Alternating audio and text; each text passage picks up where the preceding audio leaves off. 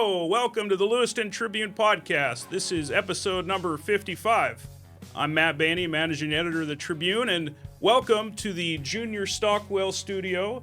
This is our first episode here in our new studio. We've been working on this for quite a while, and I think appropriate this week, we're going to talk about the history of the Lewiston Tribune.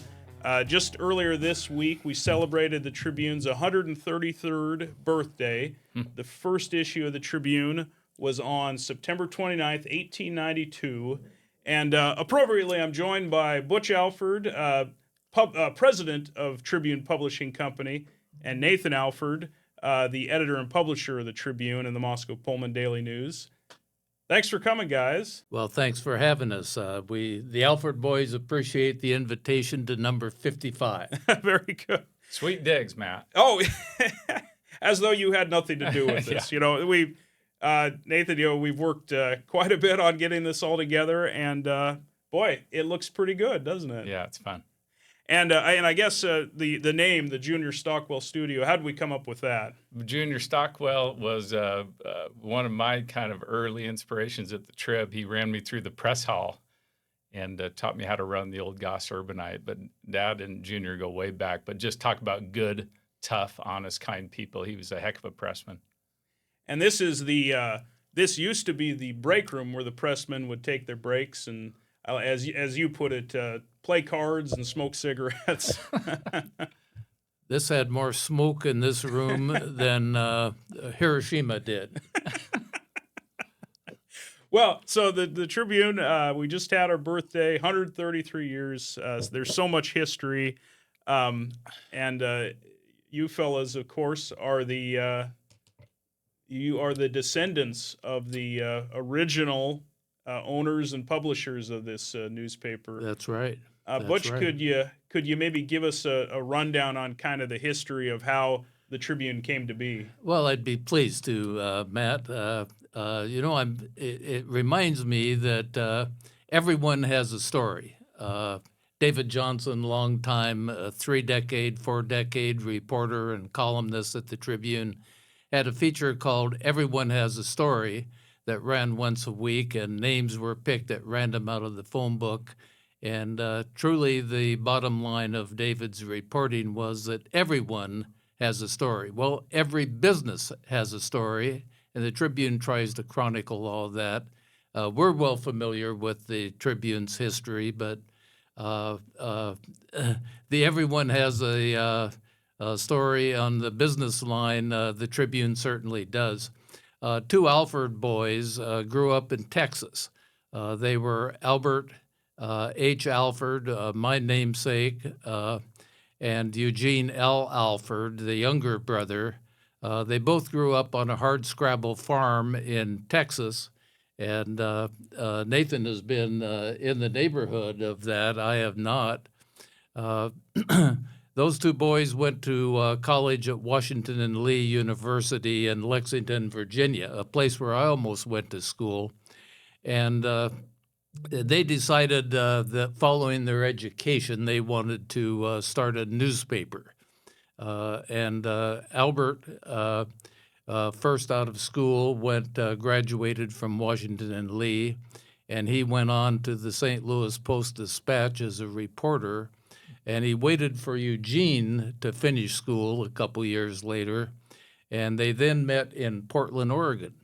And imagine that, two kids from Texas by way of Virginia, deep Southerners, wanted to start a newspaper. So they met in Portland to purchase newspaper equipment, and they bought a Washington hand-fed press, used press, and the assorted type and ink and paper, and they did this turnkey shop move in Portland, and they asked the operator of the shop, "Now that we've purchased this equipment, where do you think we should go publish a newspaper?" And the fellow Keys recommended either Astoria, Oregon, or Lewiston, Idaho. Now, I can imagine, and I bet you can too, Matt, that no one had a clue as to where Astoria was or Lewiston was. So they asked the question, well, why should it be Astoria? And the answer was that it was a commercial center at the day. It had larger population than upriver Portland did at that time. And they had a seafood industry that was a burgeoning thing. It was a very lively town, had a bright future, and they said, well, that's interesting. How about Lewiston, Idaho? And they said, well, Lewiston is a city that's got great promise. It's got navigation by steamship. The railroads are fighting to get into Lewiston, Northern Pacific and Union Pacific. It's going to have a great agriculture future. The Nez Perce Indian Reservation is going to be now owned by the government, is going to be resettled with parcels to people that want to farm. It's got everything going for it, and the Alford boys obviously picked Lewiston, and they arrived in the summer of 1892, setting foot on land from the Sternwheeler transportation up the Columbia and the Snake Rivers and the Clearwater River to Lewiston on present-day Snake River Avenue, Kiwanis Park at the present time. And they walked to downtown Lewiston, and as they described it, that time of year, of course, in dusty road conditions where the soil came up over the top of their Oxfords. And they settled at the Raymond House at 5th and Main Streets, and they purchased a room, and they started learning the community and meeting the other young folks that were anxious for a newspaper.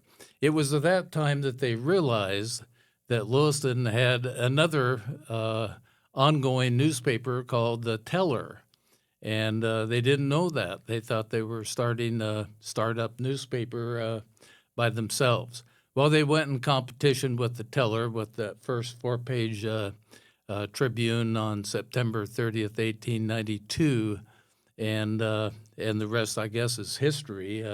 They became a semi-weekly in due time, and in 1897 they became 98 rather, they became a daily newspaper. And the Alford family has had ownership over all these years, and grateful to be a part of this community. It is, the decision to come to Lewiston rather than Astoria, Oregon, has it come down in family lore how they picked Lewiston? Because it almost seems like it was a coin flip. It would, wouldn't it? No, the appeal of Lewiston and its future was stronger than that of the coast and Astoria. I think that was their judgment. Well, like you said, Butch, all businesses have a story of they get started, of how they got started, and I find that pretty inspirational because that's pretty bold for these two guys just to come here and say, yeah, we're just going to start a newspaper here. We don't know anything about this town, but let's go for it. And they did. And the lore is that they didn't have a lot of money. They ended up with about like $100 left over from their investment after buying the merchandise in Portland and the cost of transporting themselves and the equipment to Lewiston. So they found quarters in the Grosstein building, the Town Opera House. That was on the main floor.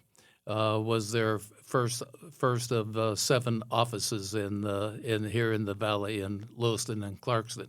Clarkston at that time, of course, was barely a settlement.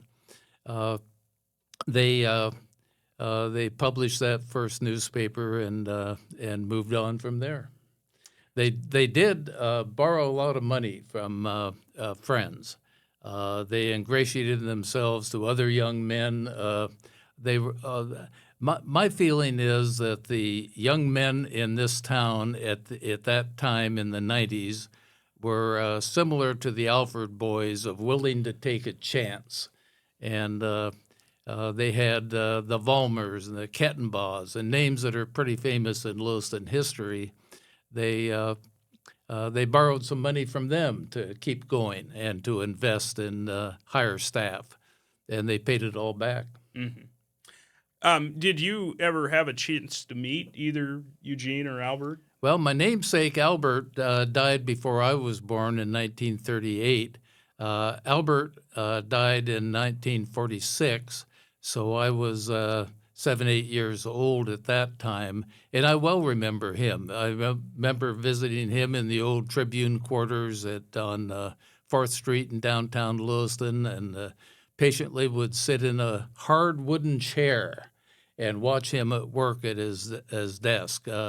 His desk is now used by Nathan Alford as editor and publisher the last 17, 18 years, and it's kind of we think it's kind of got a special tone to it. It's seen all those years of the Tribune. They bought that desk for like $100, and you can imagine that $100 in that day was pretty hard to come by.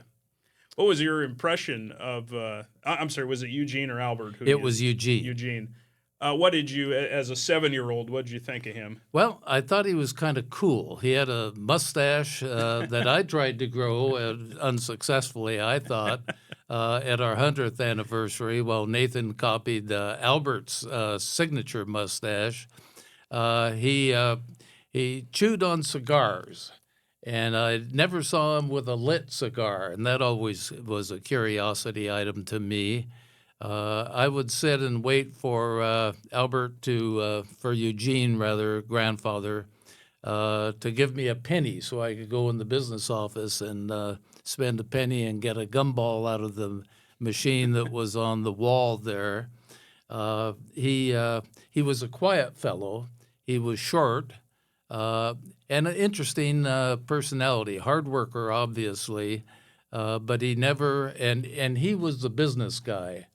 He was the advertising guy. It was Albert that was the editorial side fellow. Okay. He was a hard worker, not real colorful by nature, pretty businesslike. And I can remember visiting at the family home where Dad and his sisters and brother grew up, just down from the old Lewiston Civic Theater building on 6th Avenue. And I can remember that he was lying in bed for what seemed like weeks and weeks as the process of his dying. Okay. And then after him came your father, Bud Alford, as the publisher. Yes. A.L. Bud Alford had been managing editor of the newspaper, and he moved up the publisher when E.L. passed away. And you followed in your father's footsteps, of course. And growing up on Alford, and Nathan, maybe you can answer this too, do you feel a burden to go into the newspaper business? Did you feel that?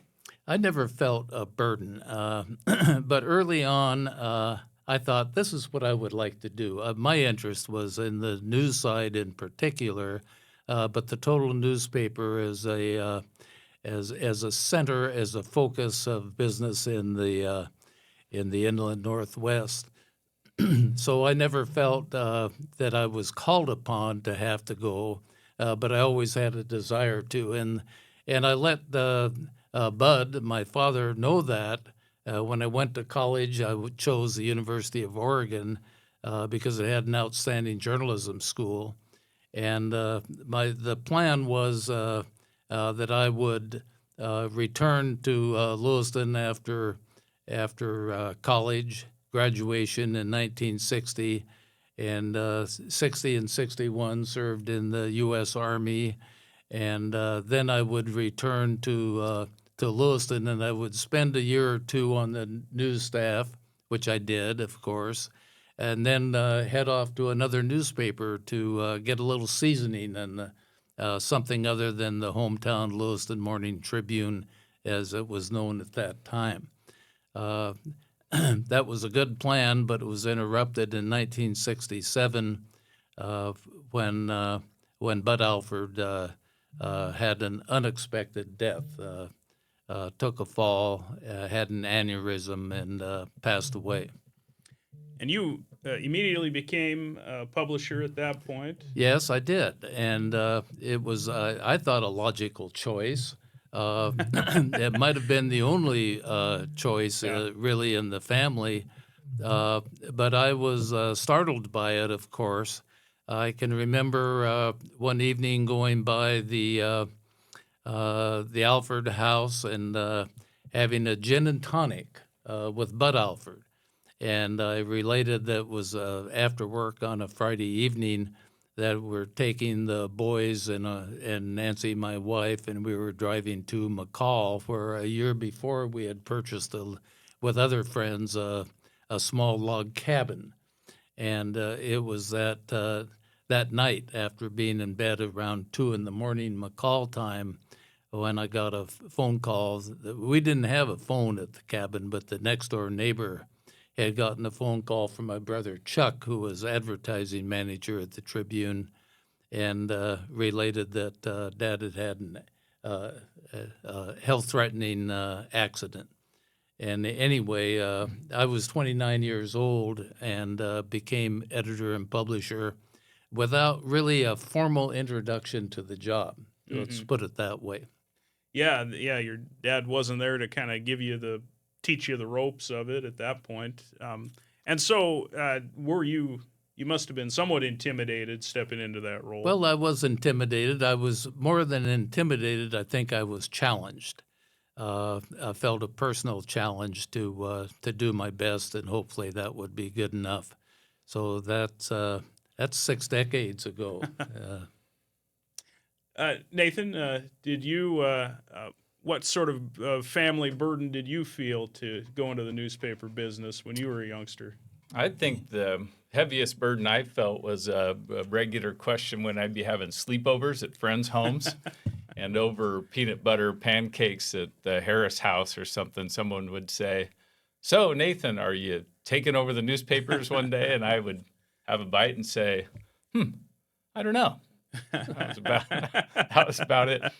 Yeah, but the journey here has been certainly remarkable, and along with Dad, just carry that sense of responsibility, and opportunity, but responsibility to keep our trib and our history and our commitment to our town going. So. You did have a little bit more meandering path to the editor and publisher role, though, and I guess when you did eventually, after you have a law degree and you did other business things before this, but then I guess what was it that sort of made you decide that, yes, I do want to work at the newspaper? Yeah, I think it was a good journey. Dad was always encouraging to get out and do something. So graduating from University of Idaho in 95, picked up what we always call an informal MBA, running a really cool little coffee shop business where we borrowed $100,000 and we sold the business for $101,000 about 6 years later. So we made $1,000. And then from there, Joanna Alford, my wife, then girlfriend, we wanted to get into grad school. So we moved to Spokane. Joanna went to physical therapy school at Eastern Washington. And I love the study of law at Gonzaga. How lucky was I to plant my butt in the seat and work my tail off to compete in law school. And during that first year of law school, Dad and I were visiting. He said, "You know what? This was 99. Things came to a head where Dad, counter to the corporate trend at the time, had repurchased the newspapers. Maybe we could touch on how that came about with the family history, but had repurchased 100% of the newspapers. So perhaps, law school boy, maybe you want to finish out law school and consider taking that experience and bringing it to our community newspapers." After his first year in law school at Gonzaga, and he did very well, I told him that, lawyers have a penchant for thinking well and critically, but not writing well. And if you spent your summers other than clerking in a law firm, and instead joined the Tribune or the Daily News editorial staffs as a summer reporter, you'd learn to write well, and that would make you an even more valuable lawyer potentially in later years of an anomaly, a lawyer who also thinks well, but who also writes well. And Diane Pettit did a good job of coaching me on that, starting with obituaries. And then Sandy Lee would take her summer junkets on the river up rafting, and I would cover Sandy's beat. And boy, oh boy, did I learn a lot in that first couple summers. Yeah. And as I remember, you got a taste of everything too, right? Yeah. Once we graduated from school and started with the company in 2001, right, living in Moscow and running the Daily News. Before that, we started in the press hall and Junior Stockwell. Back to Junior, I hear you, bud. He would always say, "Hey, kid, how you doing today?" But he had me in there cleaning out ink fountains and fixing brushes and motors on the press and learning and understanding the concepts of how much work it is to print and produce a newspaper, all the way through circulation and advertising and distribution and marketing. And I got was fortunate to get time to spend in all those different areas of our small company. Yeah. The succession of Nathan, and as far that goes, the succession of myself at the Tribune, we both benefited from a recognition that the newspaper is not just what you see delivered on your porch. It's not just the reporters that have bylines and all that sort of thing. It's truly a unique business operation, and we both did a lot of grunt work as we were growing up at the Tribune. I thought Nathan was fortunate that he wiped down the press and learned that the real stars of the newspaper are those that make it possible to have a printed copy, and today, of course, online electronic copy of the newspaper. That it's a lot more than just reporters doing the work that gets noticed by the general public. Mm-hmm. Nathan mentioned it. Of course, the Tribune has been owned by the Alford family for all 133 years, but there was a time that there was also partial ownership by the Salt Lake Tribune. And Butch, can you kind of tell us how that went along? Oh, I will. I'd be glad to. The Tribune ended up in majority ownership of Mrs. E.L. Alford, my grandmother, Granby, we called her, and she was. I remember Granby. Granby. Yeah. She was a delightful, proper older woman by my view, and she passed away, and in 1987, the Mrs. E.L. passed away into her 90s, 95, 96. Anyway, the remaining three branches of the family, the Alford family, the Matlock family with Alice, my aunt, and the Hamblin family with my Aunt Eugenia, all ended up with basically 1/3 ownerships of the Tribune after the estate was settled. Two branches of the family, the Matlock and the Hamblin, decided that they wanted to relinquish ownership and basically take the money. And they came to me as I was the young president of the corporation and editor and publisher of the Tribune, and said, we're going to sell. 2/3 have decided that we want to get out of the newspaper business and take advantage of the sales of the proceeds. And I thought about it overnight and met with them the next day, and I said, I think that's a great decision. No newspaper should be owned by people who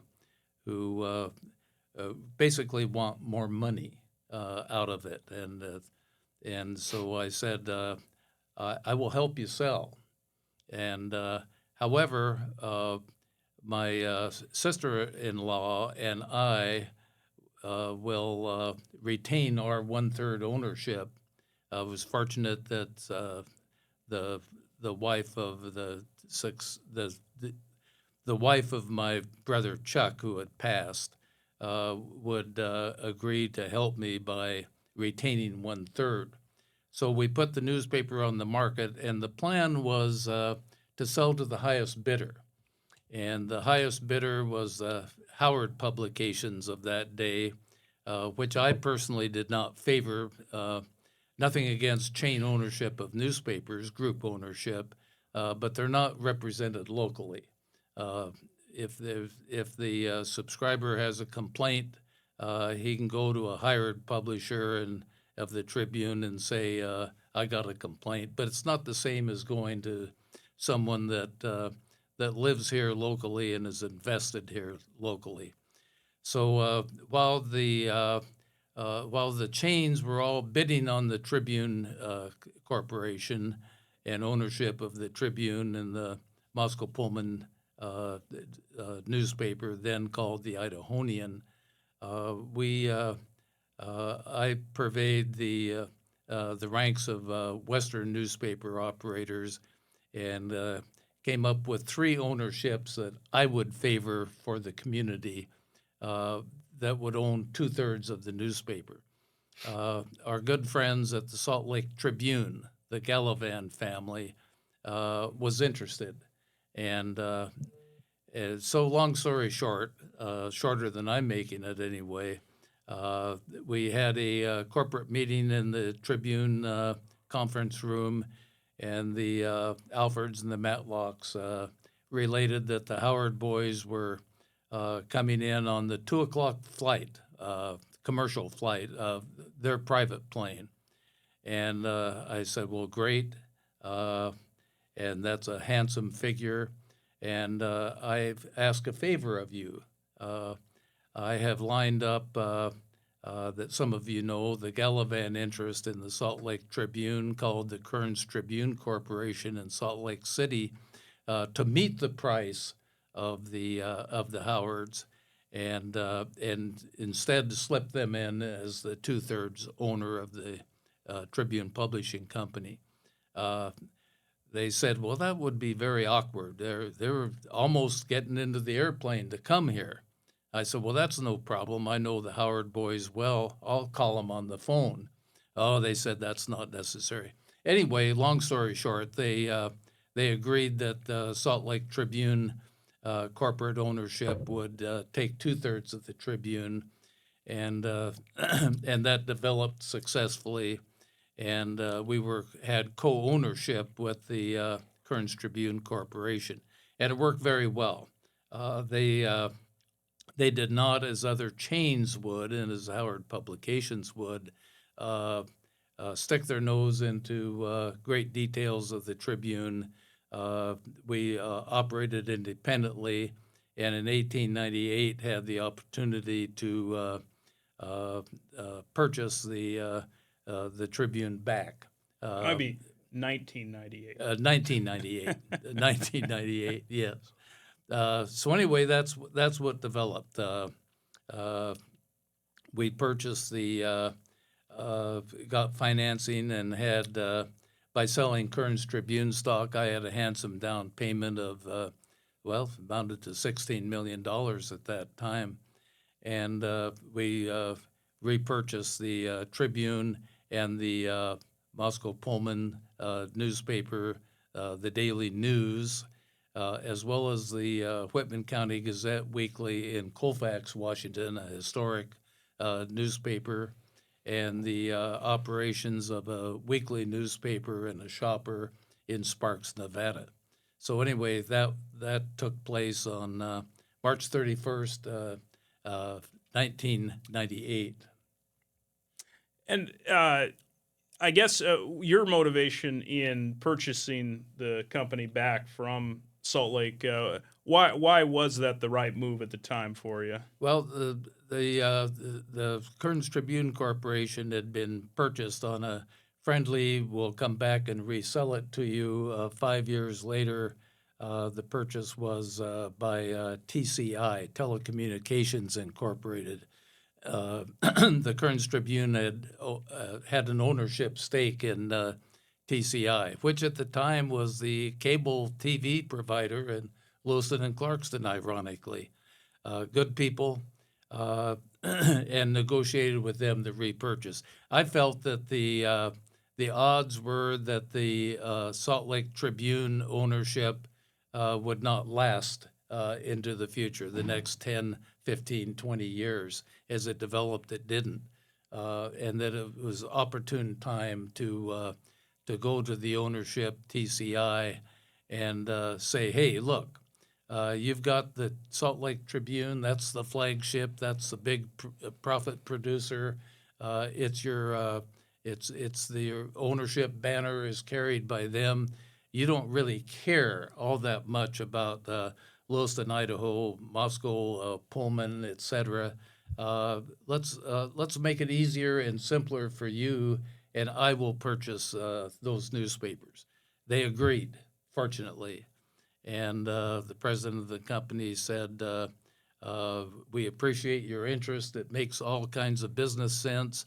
And as a favor to you, we'll put it on the market and see how much it brings. And the successful bidder will be the owner of the new corporation, which I named TPC Holdings Incorporated. Well, that pretty much brings us up to the modern day. Butch, your association with the paper goes back basically your whole life. How would you say newspapering has changed over those decades? Well, it's a yes or no question, and it's not so much as it changed. The mission has not changed. The mission of the newspaper remains the same, and that is to cover objectively and fairly as possible the comings and goings of the community itself and the region that we serve. But I can tell you this, having started back 64 years ago on the news editorial staff, that everything else has changed, right, other than the mission, and other than the fact that we still publish on paper and deliver that by either carrier or mail to subscribers. But everything else has changed. Yeah. The process of printing has changed. We were fortunate to, how many years ago was that, Nathan, to invest a world's amount of money in a new production center and press, and that's been a hallmark of our continuing successfully in business. That's been 15 years ago now? Yeah, 08. 08. Yeah. 8 from 17 years. Everything's changed except the mission. Yes. And that pace of change has probably only picked up. I mean, what would you say, the last perhaps 10 or 15 years, that's probably seen the most amount of change, I would think, right? Immense amount of change. The business cycle of newspapers is entirely different today. It used to be back in the 40s, as I was growing up and reading the newspaper every day, was somewhat of a monopoly. That's changed with the advent of radio and then television and then cable television, and that's remarkably changed from a competitive point of view, and especially today with the arrival of the internet, the whole ballgame is different than it used to be. One thing remains the same in the Tribune, other than the mission, Matt, and I'd like to mention that, and that is that good people are what makes any company successful, and good people, good staff, whether it's the printer or whether it's the delivery mechanism and the mailroom center, or whether it's the news reporters and editors, or whether it's the people that attract advertising dollars, the salespeople. The good people are what makes any company, and good people are what makes a newspaper successful. And we're much more than a newspaper company today, and Nathan can talk about that. but good people is the hallmark. So the mission has remained the same, and the need for a talented, aggressive, enthusiastic staff in all business quarters remains the same. Yeah. Nathan, you've got to oversee lots of this change, and I guess as you kind of chart the future of what we're doing here, what sort of things do you have in mind, and maybe how are we sustaining journalism these days? Yeah, fair question. A big question, Yes. but one that I welcome, and it's really kind of my professional and personal life challenge is to answer that, which is being challenged all across the United States. Where I kind of start in that is tapping into a little bit of our rich history. If we have 133 years of history here, let's draw on those past Alfords, have a little bit of that same grit. I think too often in our industry, if you hang out with the newspaper conventions or other get-togethers, you get a little bit of the doomsday drum, and you kind of have the woe is me, and it's quick and easy to, complain or even whine a little bit about the pressures we face. But the mindset that we're working on, all of us and our 105 employees, is one of more of a warrior's mindset. Like, let's not be victims of today's current trends and pressures on newspapers, which are well documented. Instead, let's have the mindset, like a growth mindset. Like, let's get fired up when we hit the front door in the morning to find solutions. So that's really been the charge. In my mind, it kind of starts when Dad semi-retired in 2008, where we want to answer a lot of these economic pressures. It really became accelerated in like 2011, where we realized that the world is changing, and maybe quickly the 5 kind of key pressure points that not only the Tribune faces, but I think the rest of our industry, and that includes radio and television. We are challenged by the closure of box stores. So let's count them back all the way to 2012. We lost 5 or 6 box stores, right, which conventionally run billboard advertising, radio advertising, television advertising. Help me list them off. We've got JCPenney's, Macy's, Kmart, Bi-Mart, Shopco, Tri-State, even up on Thane.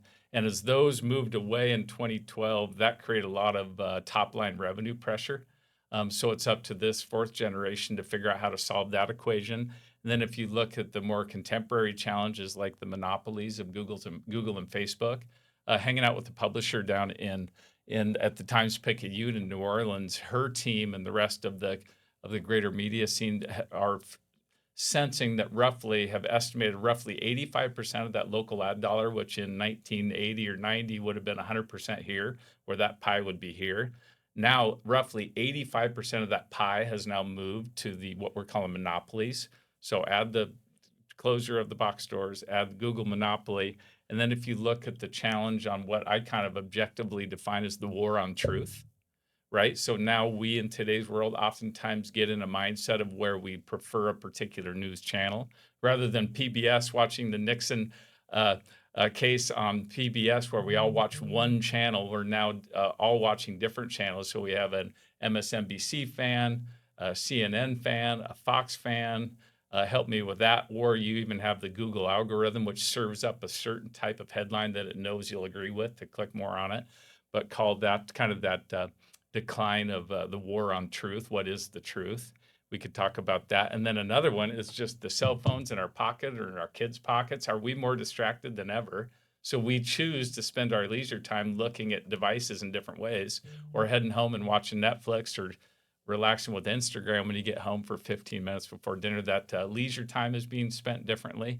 And then another really important one, which isn't unique to our industry, everyone else in the Valley and beyond, but just rising costs with the costs of labor these days, with taxes, and the cost of raw materials, at least for our industry, ink and newspaper, been under pressure. So you add those 5 kind of pressure points up, and that's what we're trying to solve. That's with that warrior mindset of coming in with a positive attitude, looking for solutions. But since 2011, check this out, we have built, and sometimes it's amazing just to say it out loud, we have added 9 new divisions intended to underwrite that classic journalistic mission, right? So we're trying to solve that mystery of how to fund journalism like we did in the day.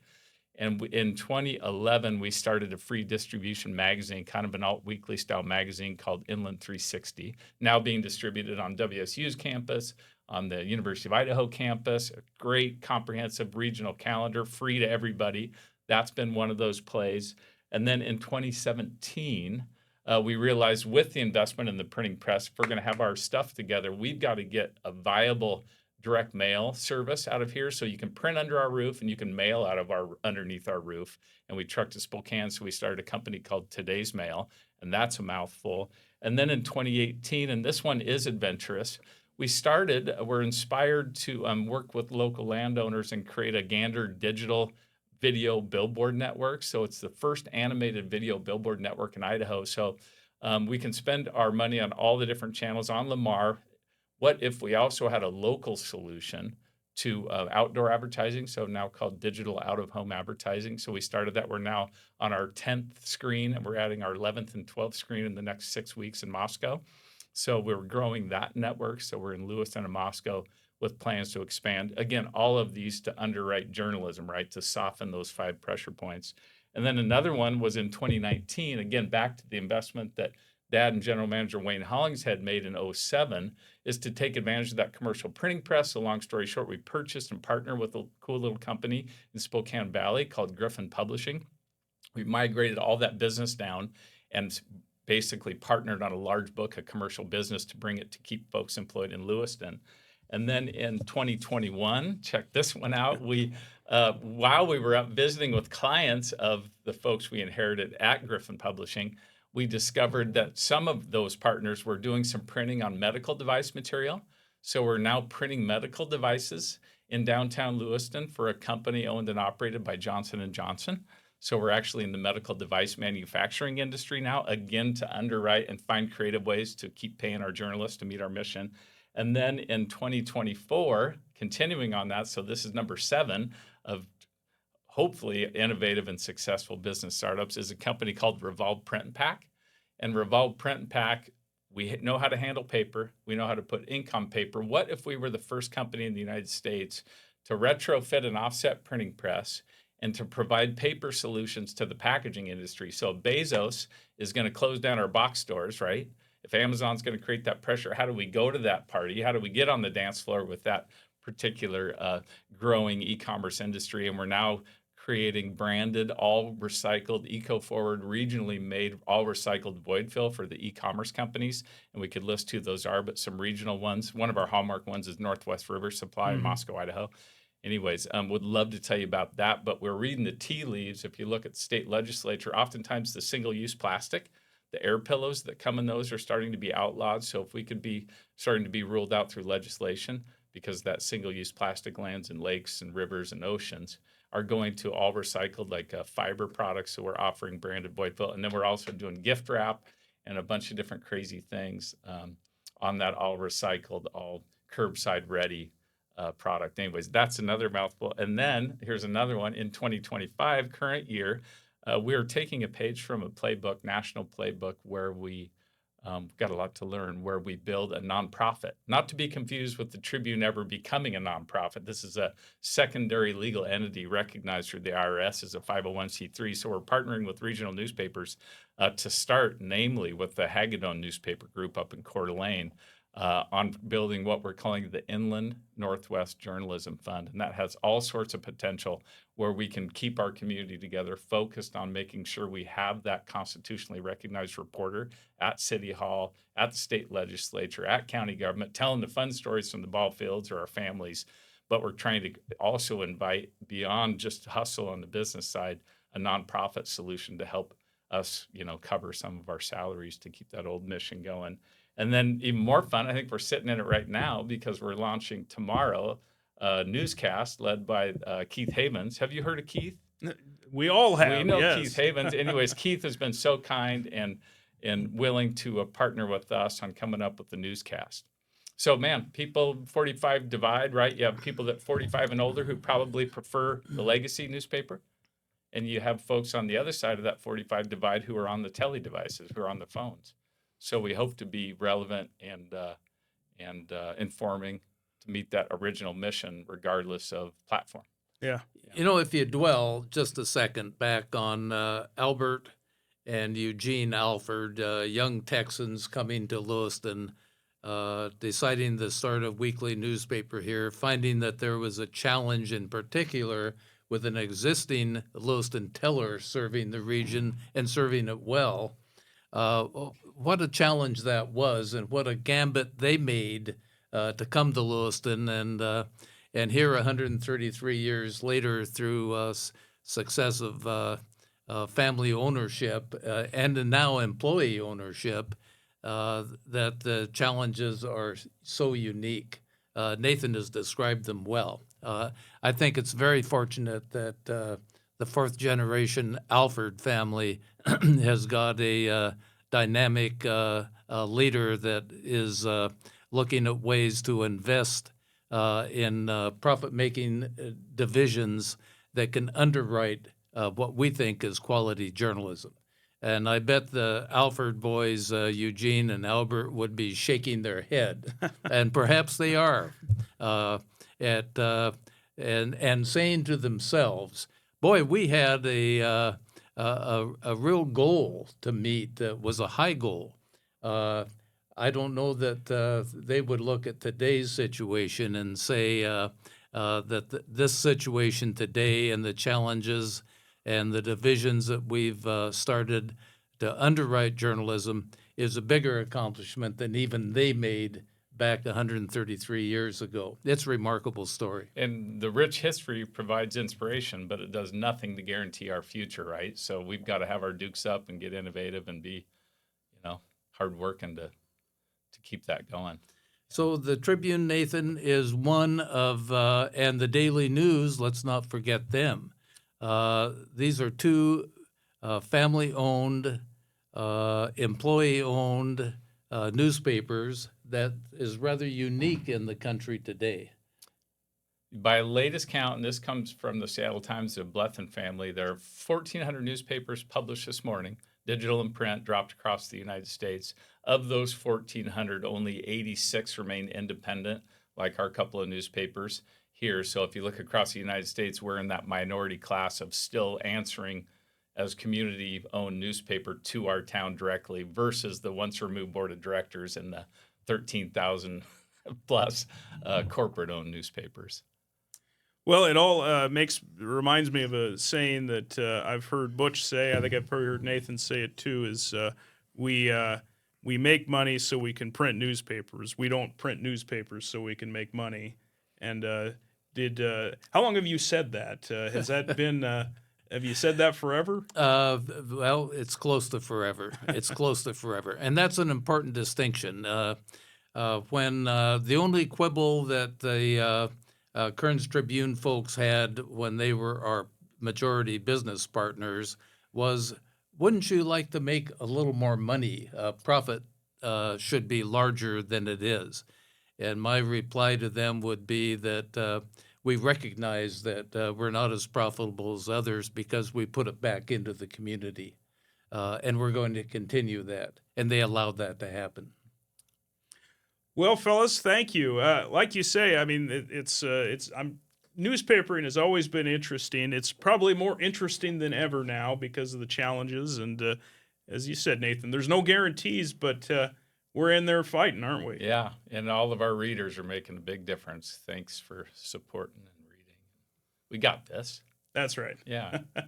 So that's one thing that remains constant. One, the mission. Second, our need to have talented, enthusiastic, well-rewarded employees.